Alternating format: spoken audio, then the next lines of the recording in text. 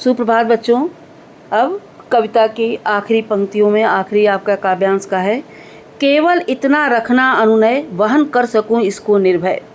वो विनती करता है ईश्वर से, कहता है कि मैं नम्र होकर के, निर्भय होकर के मैं इसको वहन कर सकूं, इसको ढो सकूं, इसका भली भांति इसका निर्वहन कर सकूं।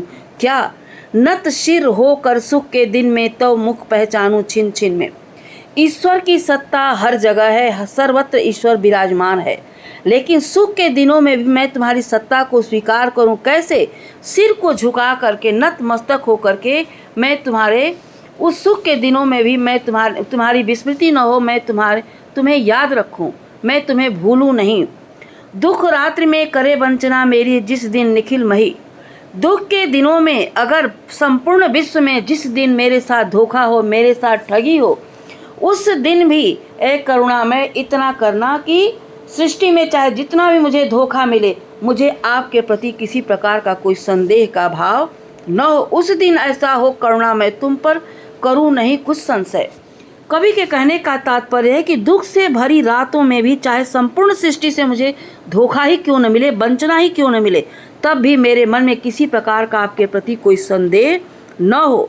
अपने दुख के लिए मैं आपको दोषी न ठहराऊं। हे करुणामय, मुझ पर ऐसी कृपा दृष्टि रखो कि मेरे मन में तुम्हारे प्रति आस्था और विश्वास हमेशा बना रहे। सुख हो या दुख हो, दोनों ही स्थितियों में मैं तुम्हारे सामने नतमस्तक होकर रहूं। सुख के दिनों में भी मैं तुम्हारी सत्ता को हमेशा स्वीकार करूं कि ईश्वर क्या है, जो भी कुछ है सब ईश्वरीय है, लेकिन मेरी पौरुष, मेरे बल, मेरी शक्ति, मेरी ताकत को इतना बनाए रखो कि मैं कहीं कमज़ोर न पड़ूं। अगर मैं दुख में दुखी हो जाऊंगा तो मेरा पराक्रम ढीला पड़ जाएगा और उन परिस्थितियों का मैं मुकाबला नहीं कर पाऊंगा। इसलिए बार बार कवि कहता है, अनुनय विनय करता है ईश्वर से कि मैं ये नहीं चाहता कि मुझे विपत्तियां न मिले, मैं ये नहीं चाहता कि मुझे दुख न हो, मेरे साथ वंचना न हो, सब कुछ हो, लेकिन दुखों से तरने की शक्ति दो, असीम शक्ति, असीम साहस, उसे झेलने की क्षमता दो। मैं किसी प्रकार से, किसी भी प्रकार का कष्ट मुझे मिले, उन कष्ट के दिनों में भी मैं तुम्हारी सत्ता पर, तुम्हारे प्रति मैं किसी प्रकार का संदेह न करूं।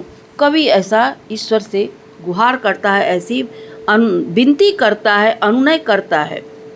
आज के क्लास में बस इतना ही। अब हम प्रश्न अभ्यास में आपसे